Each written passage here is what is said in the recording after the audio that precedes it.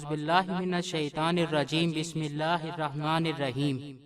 السلام علیکم دوستو، رحمت للعالمین حضرت محمد صلی اللہ علیہ وآلہ وسلم پر جان قربان کرنے والے ہر دور میں رہے، جنہوں نے اپنی جان کی پرواہ نہ کرتے ہوئے حضرت محمد صلی اللہ علیہ وآلہ وسلم کی عزت کی حفاظت کی، اس لیے کہ نبی صلی اللہ علیہ وآلہ وسلم مہربان نے فرمایا، جس کا مفہوم ہے کہ تم میں سے کوئی شخص اس وقت تک مومن نہیں ہو سکتا کہ جب تک میں اسے اپنی جان، مال اور اولاد سے پیارا نہ ہو جاؤں۔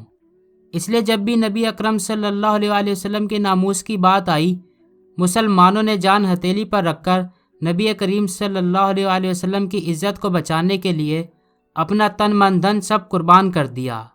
کہنا جب تک کٹ مروں میں خواجہ، یثرب کی حرمت پر خدا شاہد ہے میرا ایمان کامل ہو نہیں سکتا۔ معزز ویورز، آج کی ویڈیو میں ہم غازی علم دین شہید رحمۃ اللہ علیہ کی زندگی کے بارے میں جانیں گے۔ واللہ عالم، اللہ بہتر جاننے والا ہے۔ ہمارے ساتھ بنے رہیں تو چلیں شروع کرتے ہیں۔ اگر آپ نے ابھی تک ہمارا چینل سبسکرائب نہیں کیا تو ابھی سبسکرائب کریں اور بیل آئیکن کو کلک کر کے ہماری لیٹسٹ ویڈیوز کے بارے میں اپڈیٹ جانیں۔ سبسکرائب کیجئے اور ہم آپ کو لیے چلیں گے آپ کی فیورٹ ویڈیو کی طرف۔ فرینڈز، غازی علم دین شہید 3 دسمبر 1908 عیسوی بامطابق 8 ذیقعدہ 1366 ہجری کو لاہور کے ایک علاقے کوچہ چابک سوارا موجودہ نام محلہ سرفروشہ میں پیدا ہوئے۔ آپ کے والد کا نام تالے مند تھا، جو ترخان یعنی لکڑی کے کاریگر تھے۔ غازی علم دین نے ابتدائی تعلیم اپنے محلے کی تقیہ سادھواں کی مسجد اور بازار نوہریاں اندرون اکبری دروازہ بابا کالو کے مدرسے میں حاصل کی۔ تعلیم سے فراغت کے بعد آپ نے اپنے آبائی پیشے کو اختیار کیا اور اس فن میں اپنے والد اور بڑے بھائی میاں محمد امین کی شاگردی اختیار کی۔ 1928 میں آپ کو ہاٹ منتقل ہو گئے اور بنو بازار میں اپنا فرنیچر سازی کا کام شروع کیا۔ علم الدین کے آبا و اجداد سکھ مت کے پیروکار تھے۔ مغل فرما روا جہانگیر کے دور میں اس وقت کے اولیاء اللہ کی صحبت میں رہ کر علم الدین کے ایک جد بابا لہنا سنگھ نے اسلام قبول کیا، جس پر انہیں سخت تکالیف کا سامنا کرنا پڑا۔ بعد میں عبادت اور ریاضت میں لگے رہے اور عوام میں ان کو بھی ولی کا مقام ملا۔ بابا لہنا سنگھ وہاں سے ہجرت کر کے موضع پیڈانا میں آ کر آباد ہوئے۔ یہ اس وقت تک پاک بھارت سرحد پر واقع ہے۔ وہاں ہی بابا لہنا کا وصال ہوا۔ آپ کا مزار بابا لہنو کے نام سے مشہور ہے۔ ان کے 2 بیٹے تھے، ایک کی اولاد آج بھی برکی ہڈیارہ کے علاقے میں آباد ہے اور دوسرے کی لاہور میں۔ آپ کا شجر نسب کچھ یوں ہے: علم الدین ولد تالے مند ولد عبد الرحیم ولد جوایا برخودار ولد عبداللہ ولد عیسیٰ ولد برخواردار ولد بابا لہنو۔ لاہور کے ایک ناشر راجپال نے بدنام زمانہ کتاب شائع کی، جس پر مسلمانوں میں سخت اضطراب پیدا ہو گیا۔ مسلمان رہنماؤں نے انگریز حکومت سے اس دل آزار کتاب کو ضبط کرانے اور ناشر کے خلاف کارروائی کا مطالبہ کیا۔ مجسٹریٹ نے ناشر کو صرف 6 ماہ قید کی سزا سنائی، جس کے خلاف مجرم نے ہائی کورٹ میں اپیل کی، جہاں جسٹس دلیپ سنگھ مسیح نے اس کو رہا کر دیا۔ انگریز حکومت کی عدم توجہ پر مایوس ہو کر مسلمانوں نے متعدد جلسے جلوس منعقد کیے، مگر انگریز حکومت نے روایتی مسلم دشمنی کا مظاہرہ کرتے ہوئے دفعہ 144 نافذ کر کے الٹا مسلمان رہنماؤں کو ہی گرفتار کرنا شروع کر دیا۔ مسلمانوں میں یہ احساس جاگزیں ہونے لگا کہ حکومت وقت ملعون ناشر کو بچانے کی پالیسی پر عمل پیرا ہے، اور یہ کہ اس ملعون کو کیفر کردار تک پہنچانے کے لیے ان کو خود ہی کچھ کرنا ہوگا۔ لاہور کے غازی خدا بخش نے 24 ستمبر 1928 کو اس گستاخ کو اس کی دکان پر نشانہ بنایا، تاہم یہ بھاگ کر اپنی جان بچانے میں کامیاب ہو گیا۔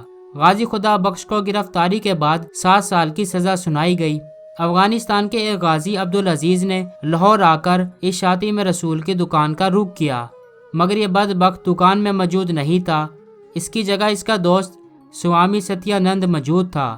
غازی عبدالعزیز نے غلط فہمی میں اس کو راجپال سمجھ کر اس پر حملہ کر کے ایک ہی وار میں اس کا کام تمام کر دیا۔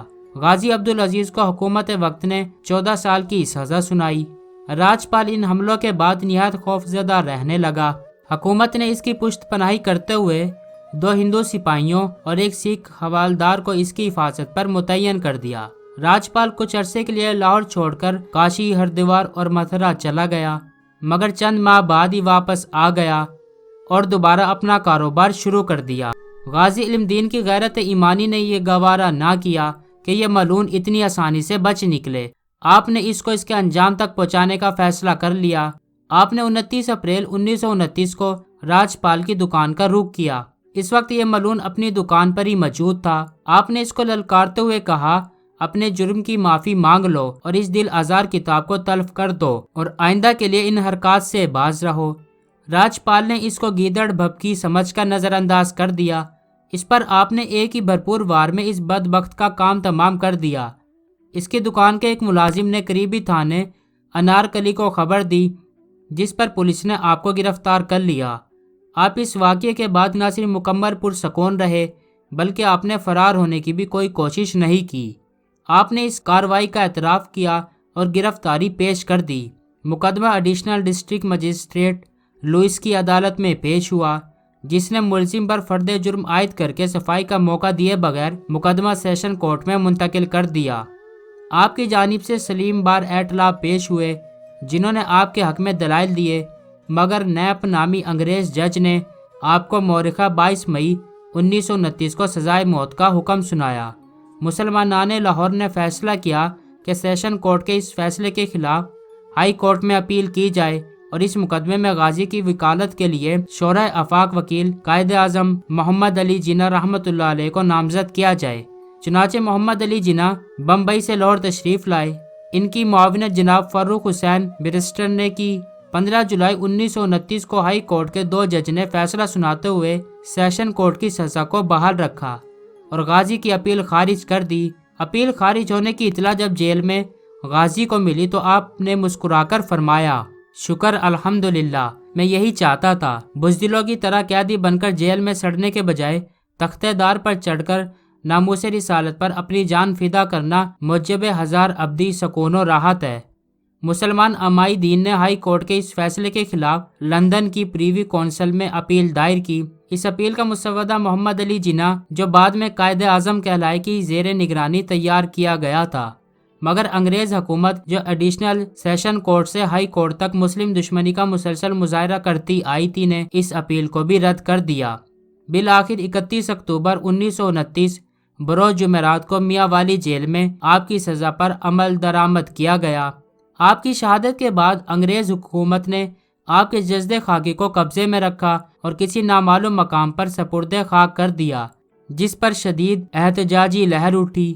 4 نومبر 1929 کو مسلمان رہنماؤں کے ایک وفد، جن میں علامہ اقبال، سر محمد شفیع، مولانا عبدالعزیز، مولانا ظفر علی خان، سر فضل حسین، خلیفہ شجاع، میاں امیر الدین، مولانا غلام محی الدین قصوری شامل تھے، نے گورنر پنجاب سے ملاقات کی اور جسد خاکی کی حوالگی کا مطالبہ کیا۔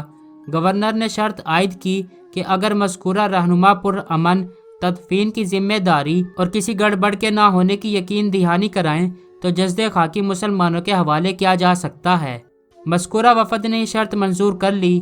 13 نومبر 1929 کو مسلمانوں کا ایک وفد سید مراتب علی شاہ اور مجسٹریٹ مرزا مہدی حسن کی قیادت میں میاں والی روانہ ہوا اور دوسرے روز جسد خاکی وصول کیا۔ موقع پر موجود لوگوں کا بیان ہے کہ 2 ہفتے گزر جانے کے باوجود جسد خاکی میں ذرا بھی تعفن نہیں تھا اور جسد مبارک بالکل صحیح و سالم تھا۔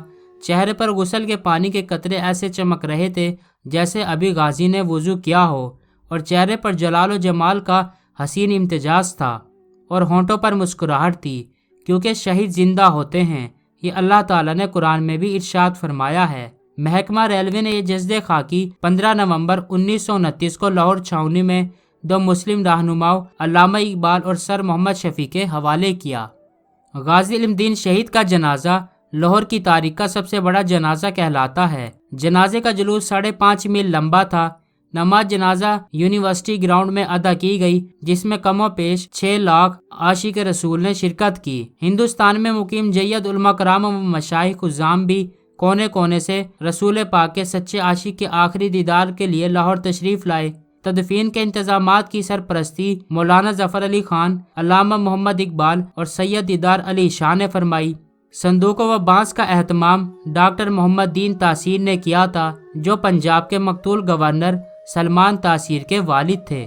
شہید کی پہلی نماز جنازہ قاری شمس-الدین خطیب مسجد وزیر خان نے پڑھائی اور دوسری نماز جنازہ مولانا دیدار علی شاہ الوری نے پڑھائی۔ مولانا دیدار علی شاہ اور علامہ اقبال نے شہید کو اپنے ہاتھوں سے لحد میں اتارا تھا، جس پر مولانا ظفر علی خان نے کہا تھا، کاش یہ مقام مجھے نصیب ہوتا۔